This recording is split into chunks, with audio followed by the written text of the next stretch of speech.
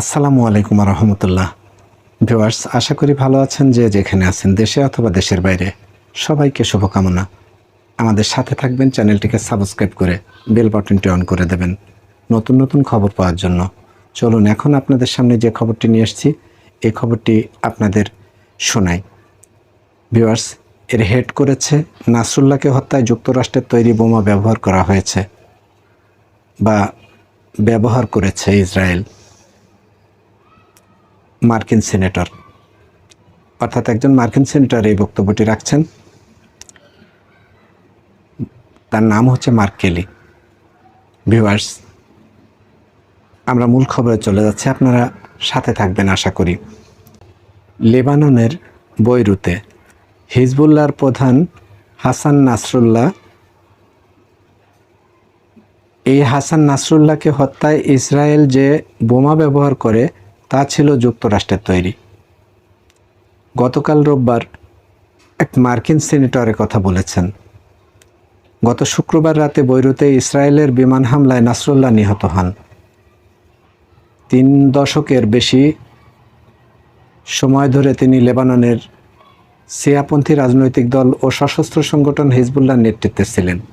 মার্কিন সিনেটের armed services air land সাবকমিটির চেয়ারম্যান মার্ক কেলি গতকাল এনবিসিকে দেওয়া এক সাক্ষাৎকারে বলেন, ইসরায়েলে 2000 পাউন্ডের অর্থাৎ 900 কেজি মার্ক 84 সিরিজের বোমা ব্যবহার করেছে। এটি যুক্তরাষ্ট্রের তৈরি গাইডেড অস্ত্র। নাসরুল্লাহর উপর কোন অস্ত্র ব্যবহার করা হয়েছে এই বিষয়ে এই প্রথম কোনো মার্কিন কর্মকর্তা কাছ থেকে বক্তব্য এলো। মার্ক কেলি বলেন, তারা গাইডেড অস্ত্রের অধিক ব্যবহার দেখছেন। তারা এই অস্ত্রগুলো সরবরাহ করে থাকেন। ইসরায়েলি সামরিক বাহিনী গত শনিবার বলে, তারা বৈরুতের দক্ষিণ শহরতলিতে হিজবুল্লাহর কেন্দ্রীয় কমান্ড সদর দপ্তরে হামলা চালিয়েছে এবং নাসরুল্লাহকে হত্যা করেছে।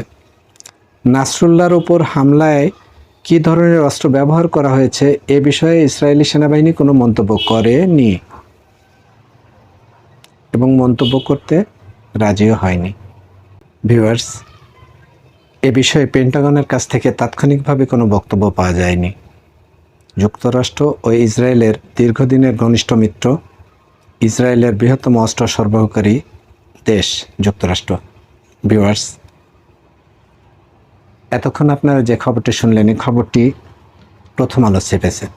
প্রথম আলো দেওয়া এই রিপোর্টে আমরা যেটা দেখতে পেলাম সেটা হচ্ছে একজন মার্কিন সিনেটর মার্ক কেলি, তিনি তার স্বীকারোক্তিতে বা তার কথায় তিনি বলেছেন এক বক্তব্যে যে এটা যুক্তরাষ্ট্রের বা গাইডেড অস্ত্র। এই অস্ত্র দিয়ে হাসান নাসরুল্লাহকে হত্যা করা হয়। এই হাসান নাসরুল্লাহ লেবাননের শিয়াপন্থী হিজবুল্লাহদের নেতা। তাকে হত্যা করেছে ইসরায়েল। আমরা এই ধরনের বর্বর হত্যাকাণ্ডের আমরা নিন্দা জানাই। ভিউয়ার্স, সব হত্যাকাণ্ডেরই আমরা বিরোধী। আমরা হত্যাকাণ্ড যেখানেই ঘটুক, যে অবস্থায় ঘটুক, সেটার নিন্দা জানাই। ভিউয়ার্স, আপনারা যে যেখানে থাকেন ভালো থাকবেন। আপনাদের ভালো থাকার প্রত্যাশায় আমি মির্জা তারিকুল ইসলাম। যদি ভিডিওটি ভালো লাগে লাইক, শেয়ার, কমেন্টস করতে ভুল করবেন না। আর যদি চ্যানেলটিকে সাবস্ক্রাইব এখনও না করে থাকেন, অনুরোধ চ্যানেলটিকে সাবস্ক্রাইব করে পাশে থাকবেন। আর যদি অলরেডি সাবস্ক্রাইব করে থাকেন, থ্যাঙ্কস এ লট। ভিউয়ার্স, এই পর্যন্তই। এই নিউজটিতে আমরা এখানে শেষ করছি। ভালো থাকবেন যে যেখানে থাকবেন।